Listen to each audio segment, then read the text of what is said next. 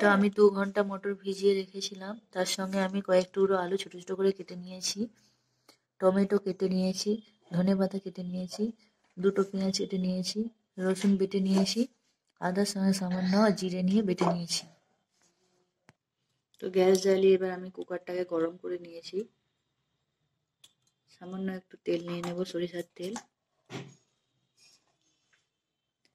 তেলটা গরম হয়ে গেলে আমি 5 ফোড়ন, শুকনো লঙ্কা, সামান্য তেজপাতা দিয়ে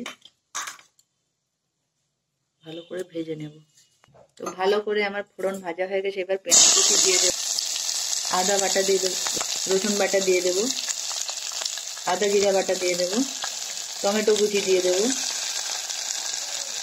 নুন দিয়ে দেবো প্রয়োজন মতো, হলুদ গুঁড়ো দিয়ে দেবো, লঙ্কা গুঁড়ো দিয়ে দেবো। তো মশলাগুলো সব একসঙ্গে মাখানো হয়ে গেলে আমি এবার মটর আলুগুলো দিয়ে দেবো, দিয়ে ভালো করে আমি এটাকে আবার মাখিয়ে নেব। তো বেশ কিছুক্ষণ এভাবে নেড়ে চেড়ে যখন মশলাগুলো কুকারে লেগে যেতে থাকবে তখন আমি জল দিয়ে দেবো। আলু মটর থেকে ঠিক 1 গাঁট উপরে জলটা থাকবে, আমি সেরকম জল দিয়ে দেবো। ধনেপাতা কুচি দিয়ে দেবো।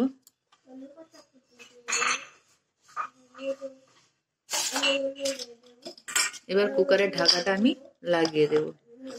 মটর সিদ্ধ হতে ঠিক যেমন সময় লাগে ঠিক তেমন আমি কুকারের সিটিটা দিয়ে দেব।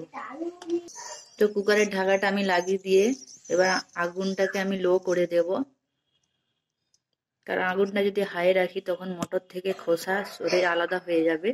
তাই মটর থেকে খোসা যাতে সরে না আলাদা না হয়ে যায় সেই জন্য আমি আঁচটা কমিয়ে ধীরে ধীরে আমি মটরটাকে সিদ্ধ করে নেব। তো আঁচ কমিয়ে আমি 3টা সিটি আমি কুকারে দিয়ে দিয়েছি। এবার আমি কুকারটা খুলে দেখব।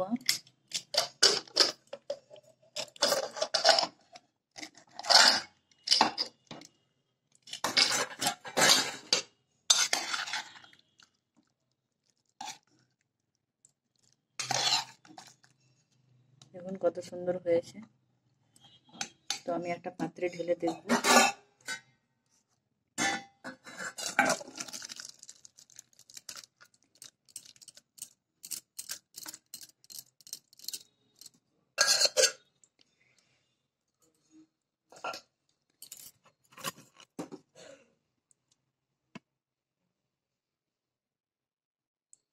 তো আমার ঘুগনিটা হতে 3 মিনিট সময় লেগেছে। তো আপনিও এরকম 3 মিনিটে ঘুগনি বানিয়ে নিতে পারবেন।